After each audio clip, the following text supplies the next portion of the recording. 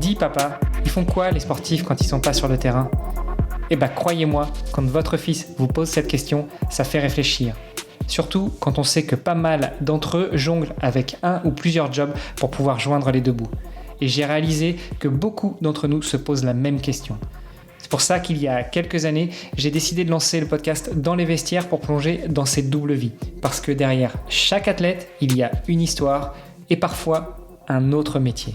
À peu près au même moment, j'ai rejoint ePlayer, un cabinet de recrutement spécialisé dans les recherches critiques. Alors moi, je suis recruteur tech et avec mon associé, on aide les entreprises à trouver les perles rares, mais on accompagne aussi les entités qui veulent définir ou redéfinir une politique de recrutement. Et je peux vous dire que des sportifs de haut niveau, croisés au gré de nos chasses de candidats, on en a vu un sacré paquet. Et oui, parce que, encore une fois, vivre de son sport n'est pas si facile quand on n'est pas installé au plus haut des podiums depuis des années. Et encore, comme une marque bien installée, il faut y rester et se réinventer sans cesse. Du coup, à travers les histoires inspirantes de mes invités, je vous propose de découvrir comment on peut répondre à nos enfants qui se demandent encore ce que font toute la journée ces sportifs de haut niveau. Parce que oui, entre sport et entrepreneuriat, il y a beaucoup de points communs. Et avec les JO de Paris qui approchent, c'était le moment de redonner vie à ce podcast. Alors restez après l'épisode, je vous donne tous les détails sur notre invité et je vous invite à aller voir la page sur le site vestiaire.org pour pouvoir le soutenir dans ses projets. Allez, c'est parti pour un nouvel épisode. Salut les sportifs, c'est Armano et je suis très heureux de vous recevoir pour un nouvel épisode du podcast Dans les vestiaires. Aujourd'hui, on va donner la parole à une sportive de haut niveau, une pratiquante du tumbling qui est une discipline de la gymnastique, mais elle va nous en dire un petit peu plus. Elle a 23 ans, elle a déjà à son actif une médaille de bronze au championnat du monde groupe d'âge sur 5 participations dont 4 où elle était finaliste en catégorie 17-21 ans. Elle est finaliste en Coupe du Monde en 2022, c'était sa 3e Coupe du Monde. Elle a 8 fois médaillée des championnats de France par équipe. Elle est 6 fois médaillée des championnats de France en individuel et en voie d'être qualifiée pour les championnats du monde 2023. Je suis très heureux de donner la parole à Maëlie Abadi. Salut Maëlie. Bonjour. Super, écoute Maëlie, je suis très content de pouvoir échanger avec toi. On va pouvoir revenir, comme je le disais en intro, avec toi sur ta carrière, ton histoire avec le sport. Mais avant tout ça, je te propose de te présenter rapidement. Donc dis-nous tout, qui est Maëlie Abadi ? Du coup, je m'appelle Maëlie, j'ai 23 ans et je suis sportive de haut niveau en tumbling. J'ai commencé d'abord par tester un petit peu plein de sports différents quand j'étais jeune et j'ai commencé la gym artistique à l'âge de 7 ans. Jusqu'à mes 14 ans, je faisais de la gym artistique et j'ai commencé le tumbling à 10 ans.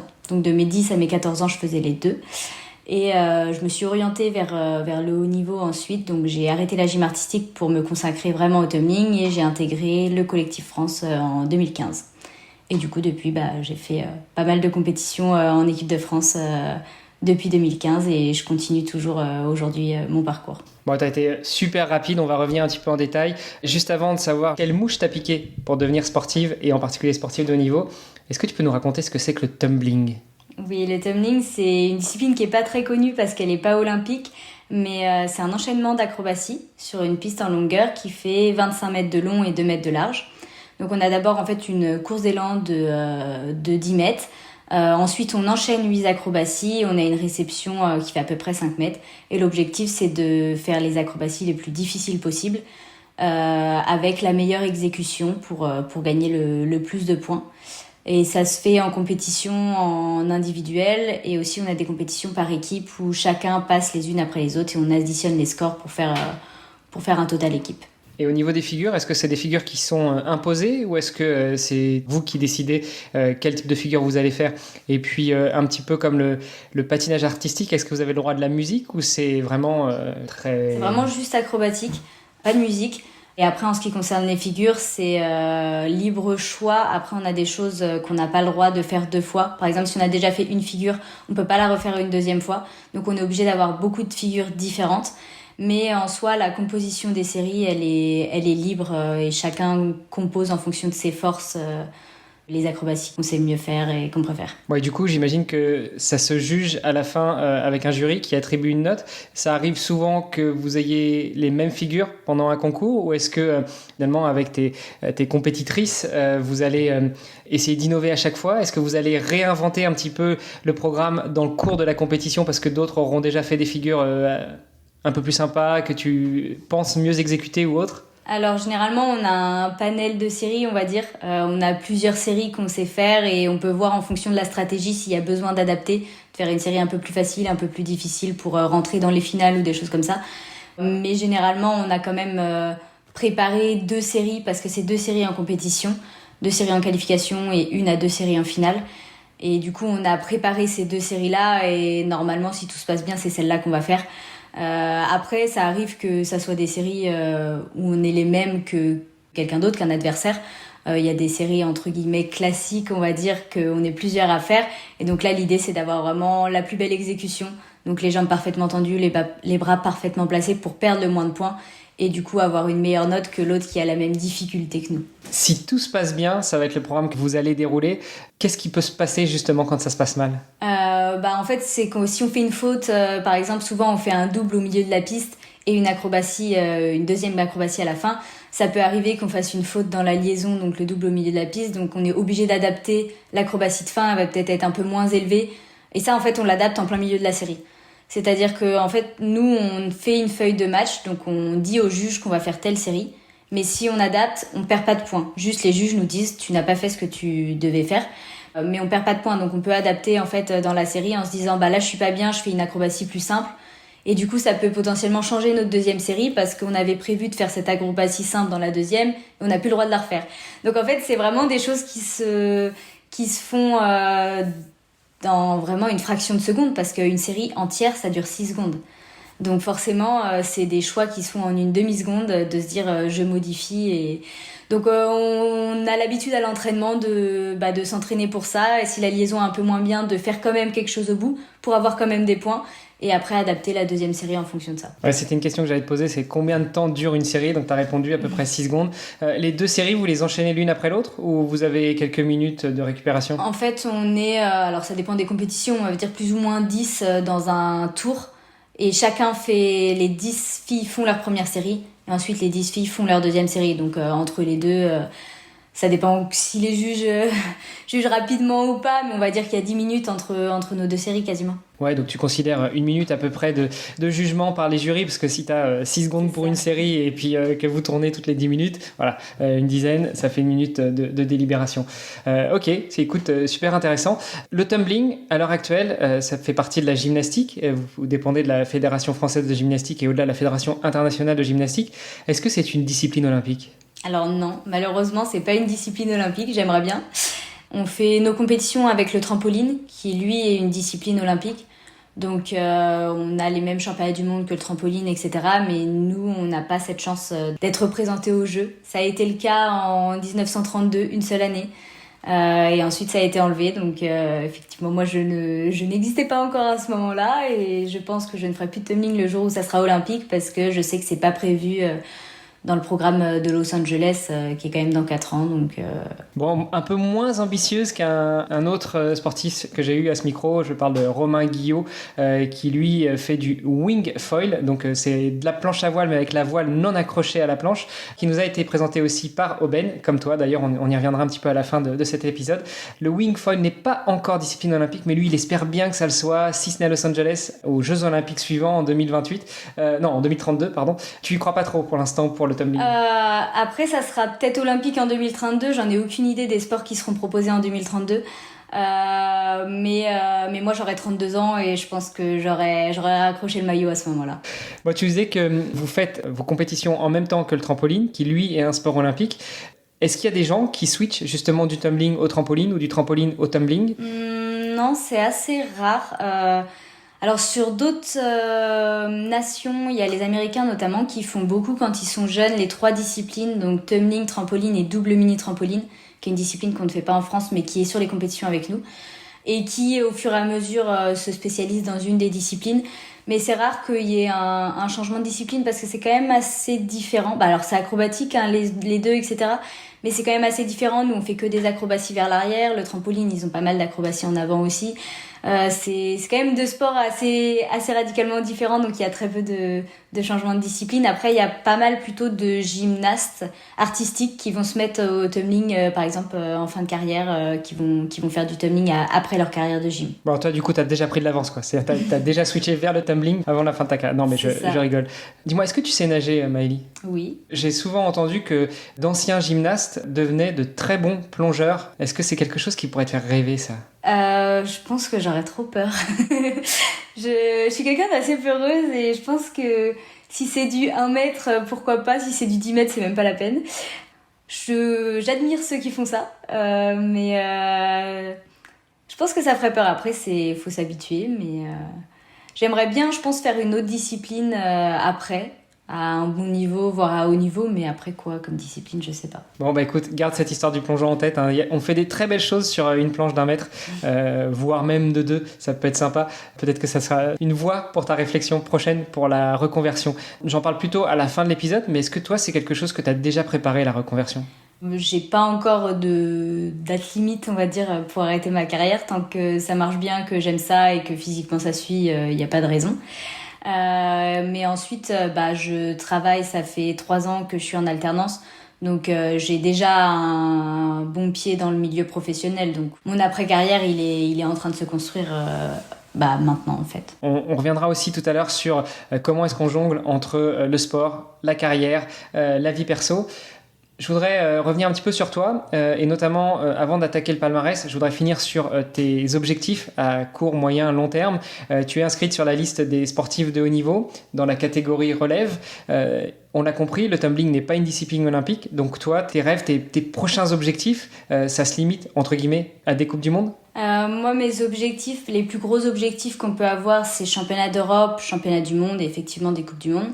Et on a aussi ce qu'on appelle les Jeux mondiaux, qui sont en fait nos Jeux olympiques à nous, qui regroupent beaucoup de disciplines non olympiques, que ce soit le tumbling, le squash, le karaté, des choses comme ça, qui a lieu tous les 4 ans, l'année après les Jeux. Donc c'est vraiment le même principe que les Jeux finalement, avec un village olympique, etc. Sauf que nous, c'est une gymnaste, la meilleure gymnaste à ce moment-là.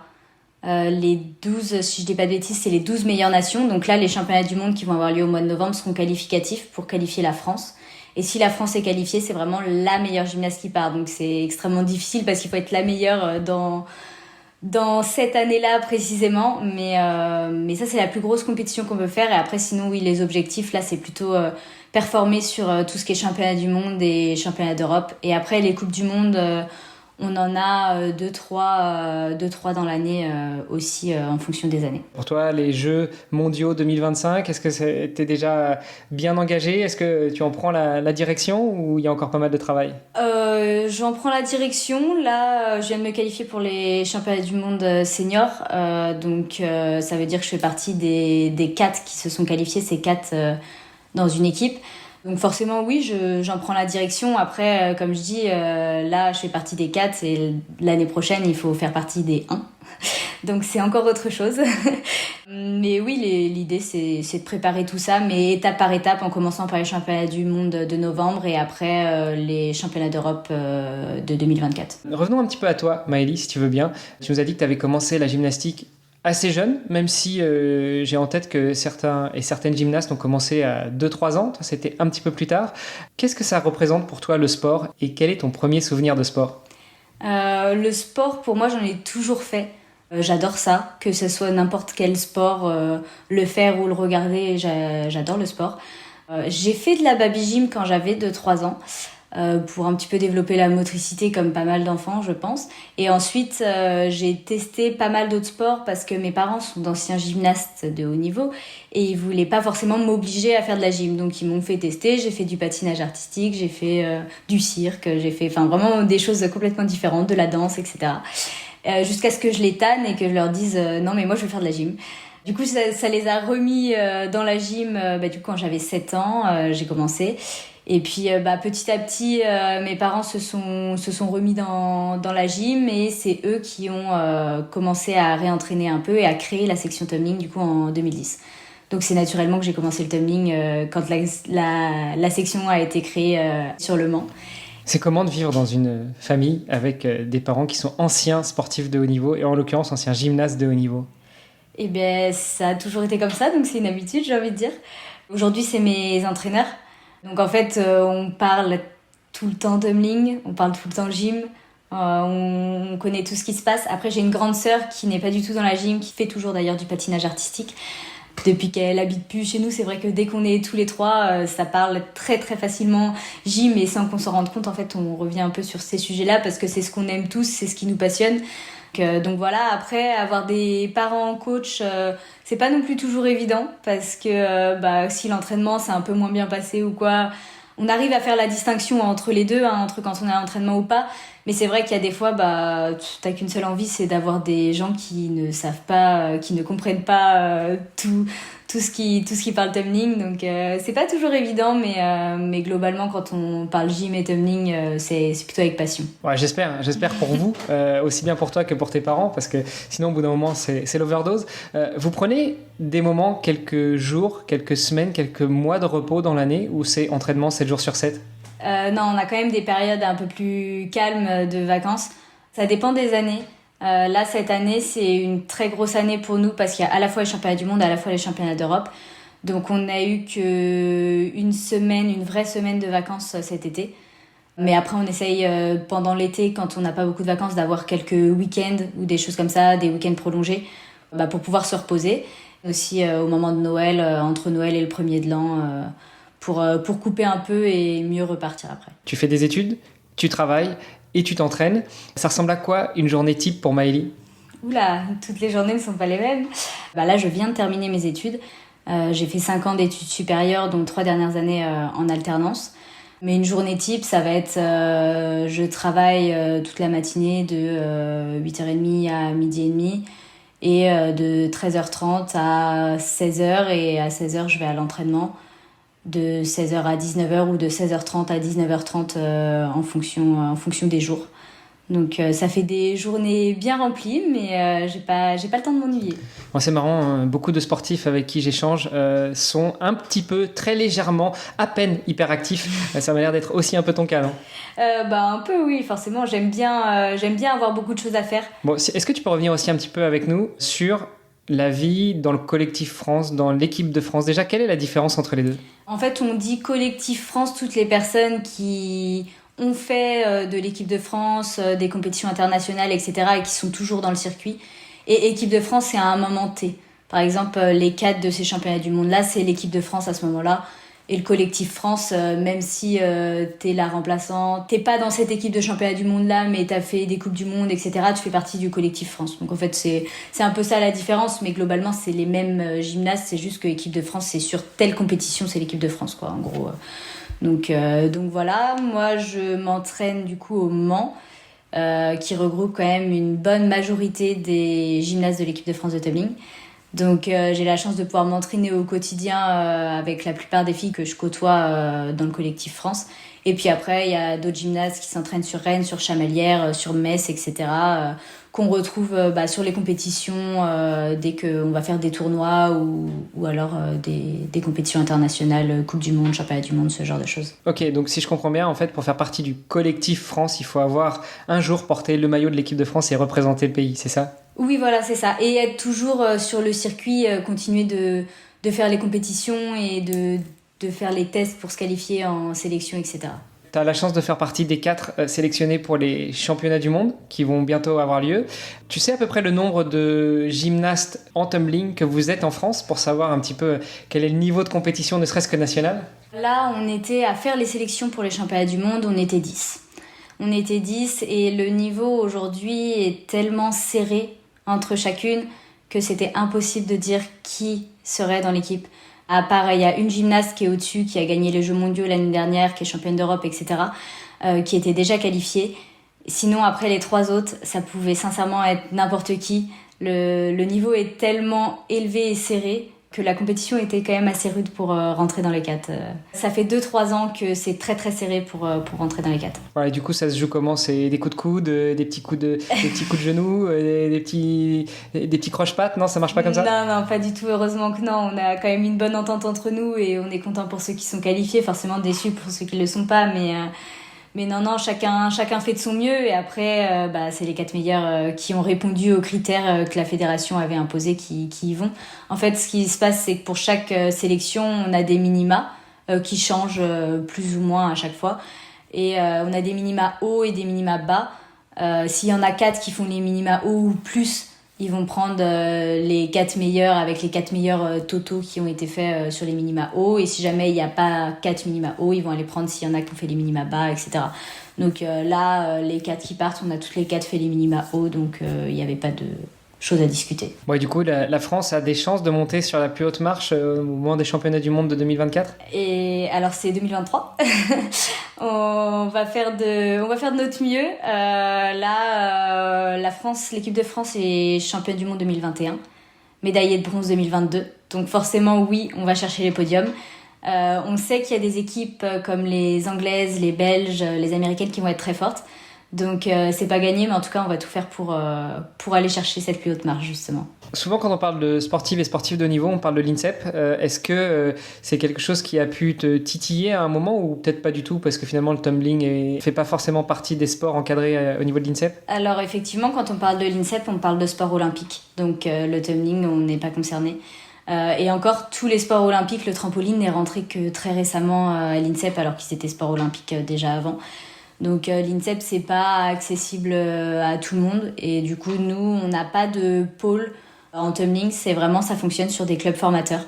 Donc un des meilleurs clubs formateurs pour le tumbling féminin c'est le Mans, donc moi je suis très bien au Mans.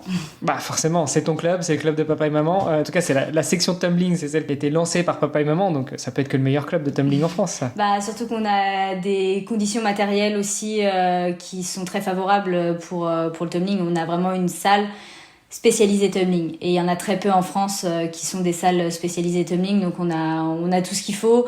On a des coachs qui nous amènent jusqu'à l'international et jusqu'au titre de championne du monde et championne d'Europe pour certaines. Donc je pense que ouais, on a tout ce qu'il faut pour performer en restant au Mans. Alors c'est quoi une salle spéciale pour le tumbling? Parce que si tu nous dis que c'est une piste de 25 mètres de long et 2 mètres de large, donc en gros c'est une ligne de piscine, parce que la piscine de 25 mètres elle fait 25 et les lignes elles font 2 mètres 50, donc voilà, on n'en est pas loin.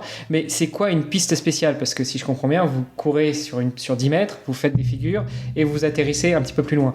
Tout ça dans un espace de 25 mètres. Donc il vous faut quoi dans une salle de tumbling spéciale? Alors on a justement la piste de compétition, ce qui n'est pas le cas dans toutes les salles parce qu'il faut des salles du coup qui sont assez longues et toutes les salles de gym ne sont pas assez longues pour avoir une piste de compétition avec suffisamment de courses d'élan, suffisamment de réception, etc. Donc déjà nous on a cette piste de compétition. On a aussi un fast track qui est le même principe mais avec une toile de trampoline en longueur. Donc ça c'est plus soft, ça nous permet de répéter beaucoup plus les figures parce que c'est moins traumatisant et on peut le faire plus facilement. On a aussi des longes pour nous aider à en fait porter le poids du corps et apprendre soit des nouvelles figures, soit pareil répéter un petit peu comme le fast track un peu plus. On utilise aussi des trampolines pour apprendre les nouvelles acrobaties. On a aussi des longes sur le trampoline, donc on a des longes sur la piste, on a des longes sur le trampoline. Et on a aussi un petit bout de piste derrière le trampoline, ce qui nous permet de faire l'acrobatie, partir sur le trampoline, arriver sur la piste et enchaîner. Donc on a vraiment plein de petits ateliers comme ça. On a des air tracks aussi, donc des pistes gonflables pour avoir plusieurs supports et répéter, soit faire des ateliers, soit répéter les séries sur différents supports et permettre de ne pas faire que de la piste qui serait trop traumatisant physiquement. Alors tout ça, ça fait du matos, ça fait du budget. On va pas rentrer dans l'histoire du budget pour les clubs, mais plutôt, j'aimerais savoir un petit peu toi, comment est-ce qu'à l'heure actuelle, tu finances ta carrière? Eh bien, à l'heure actuelle, je finance ma carrière comme je peux, on va dire. Il y a beaucoup de choses qui sont à notre charge. Après, dès qu'on fait tout ce qui est compétition internationale et qu'on est convoqué par la fédération, c'est la fédération qui prend en charge le déplacement. Par exemple, sur un championnat du monde, un championnat d'Europe, c'est la fédération qui prend en charge le déplacement. Donc, on n'a pas de frais à ces moments-là. Après, tout ce qui va être compétition autre, en France, c'est nous qui finançons avec parfois une aide du club les déplacements. Moi, j'ai la chance d'être aidée par la fédération. Après, c'est une petite aide parce que je ne suis que sur liste relève aujourd'hui. Quand on est sur liste senior, l'aide est plus importante. Quand on est sur liste élite, elle est encore plus importante. En fait, il y a une aide qui est faite pour les listes élites. Et après, quand on est senior, on a 50% de ce qu'ont les élites. Et quand on est relève, on a 25%. Enfin voilà, ça divise comme ça. Donc j'ai une aide de la fédération et également du club élite Sarthe, qui est suivi par le comité départemental olympique et sportif. Donc voilà, on a quelques aides comme ça. Il y a la possibilité aussi d'avoir des primes à la médaille en fonction des compétitions. Si on fait une médaille sur un championnat du monde, un championnat d'Europe par exemple, d'avoir des primes à la médaille, mais il faut déjà réussir à performer et à être sur la boîte sur les très grandes compétitions pour avoir ça. Les primes à la médaille qui sont versées par qui? Par les compétitions, par les organisateurs, par la Fédé? En fait, ça dépend des compétitions, mais sinon, il me semble que pour les championnats du monde, ça doit être la fédération internationale ou la fédération française de gym. T'as une idée du budget d'une saison pour toi en tant qu'athlète de haut niveau en tumbling? Alors, c'est extrêmement variable. Là, cette saison, ça va être assez élevé parce que on a, comme je disais, beaucoup de compétitions, plus un stage en Australie de prévu au mois de décembre, donc forcément, ça augmente le budget. Donc c'est extrêmement difficile de dire parce que des saisons où il n'y a pas grand-chose, ça va être beaucoup moins élevé que là cette année où on va avoir le stage en Australie, toutes les compétitions de préparation, etc. Donc j'ai pas de chiffres à donner, mais ça chiffre très vite dès qu'on part pour des stages, pour des compétitions qui sont assez loin. Là, toutes nos compétitions quasiment sont à Toulouse, plus loin pour nous en termes de déplacement et en termes de budget que si c'était à Rennes ou des choses comme ça. Je comprends que ce budget est assez aléatoire selon les années, selon les compétitions qui sont programmées, selon des éventuelles blessures aussi qui pourraient t'empêcher de partir sur un déplacement ou sur un stage, même si parfois il faut avancer les frais quand on prépare tout ça. Au regard de ce budget à géométrie variable, est-ce que les aides te permettent de compenser un petit peu tout ça ou t'aide juste un tout petit peu et dans ce cas-là, tu es plutôt obligé d'aller à la recherche de sponsors, de partenaires ou même de systèmes comme Aubaine qui accompagnent les sportifs et les sportives de haut niveau? Les aides ne couvrent pas tous les frais engagés. Donc forcément, il y a une partie qu'on doit amener par nous-mêmes et donc oui, effectivement, le fait d'avoir des sponsors ou des personnes qui nous aident, ça peut que être bénéfique pour pouvoir faire toutes les actions qu'on veut et tous les stages et toutes les préparations dont on a besoin pour faire les grandes compétitions. À l'heure actuelle, tu n'es pas forcément accompagné par des sponsors ou des partenaires. Là, c'est vraiment le club, les aides, un peu la Fédé et puis un peu le ministère des Sports. C'est ça, c'est exactement ça. Après, j'ai juste un partenaire, mais qui est uniquement des équipements. C'est pas financier, pour lequel j'ai quelques équipements gratuitement et que je mets en avant sur les réseaux sociaux en échange. Mais j'ai aucun partenaire financier, effectivement. Est-ce que tu as déjà connu les blessures, justement? On en a un petit peu parlé il y a quelques instants. Ma plus grosse blessure, on va dire, c'était entorse de l'isfranc échopard, donc de l'avant-pied, que je m'étais fait sur une finale de championnat du monde jeune. C'était une erreur de jeunesse, on va dire. C'était ma première finale championnat du monde 17-21 ans. Je fais une grosse faute au milieu de la série. Je me dis, comme je disais tout à l'heure, en une demi-seconde, je me dis, j'y vais quand même. Alors que ça servait à rien. J'aurais fait 8e quand même, parce que c'était déjà raté.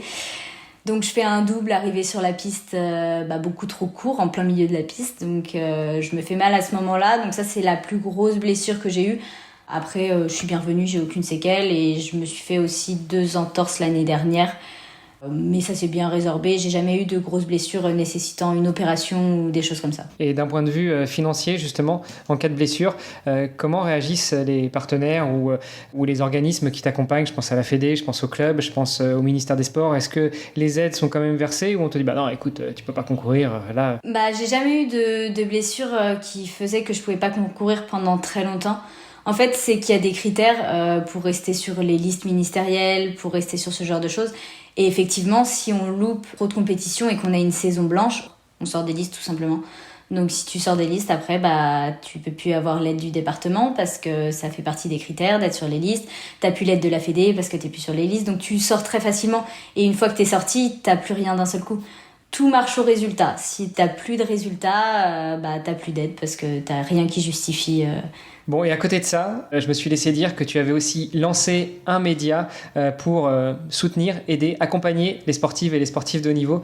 Tu veux prendre quelques minutes pour nous en parler? Oui, tout à fait. Du coup, j'ai créé Haut Niveau, qui est un média qui met en avant les sportifs de haut niveau sur un moment marquant de leur carrière. Donc l'idée, c'est vraiment de mettre en avant tout type de sport, qu'il soit olympique ou pas, handisport, individuel, collectif. Et la particularité, c'est que c'est l'athlète qui choisit le thème qu'il souhaite aborder. Donc en fait, ce que je fais, c'est que j'apprends d'abord à connaître les athlètes et ensuite définir avec eux quel thème ils voudraient aborder et c'est eux qui choisissent le thème et qui rentrent en détail du coup dans ce thème-là dans une interview qui fait plus ou moins 10 minutes.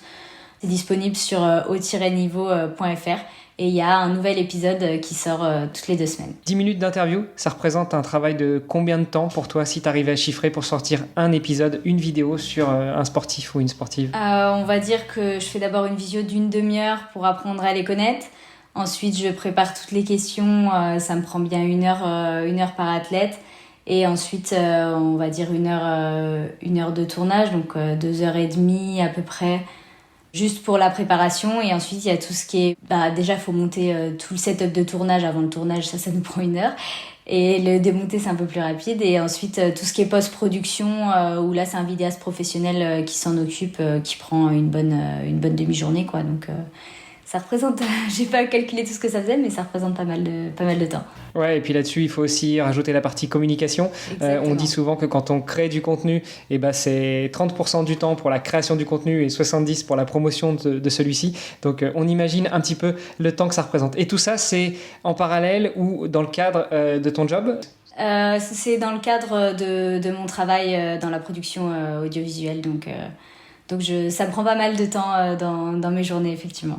Bon, écoute, il ne nous reste plus qu'à te souhaiter bonne chance pour tout ça, pour tes prochaines compétitions, pour tes prochains rendez-vous, et puis pour cette plateforme haut niveau. Merci encore à toi pour nous avoir accordé un petit peu de temps, pour nous avoir accordé cette interview. Où est-ce qu'on peut te retrouver si on veut rester en contact avec toi et échanger ? On peut me retrouver notamment sur Instagram, Maëlie-Abadi. Et puis sur les réseaux sociaux, du coup, au niveau _.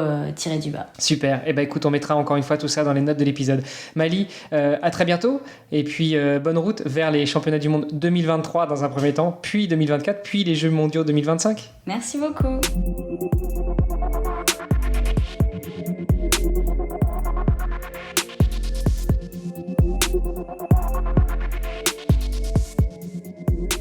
Alors, vous avez apprécié cet épisode ? Venez nous raconter tout ça sur les réseaux sociaux du podcast. Tous les liens sont dans les notes de l'épisode. Et surtout, n'oubliez pas de visiter le site vestiaire.org/Maëlie pour en savoir encore plus sur Maëlie Abadi et nous aider à la soutenir financièrement dans ce magnifique double projet sportif.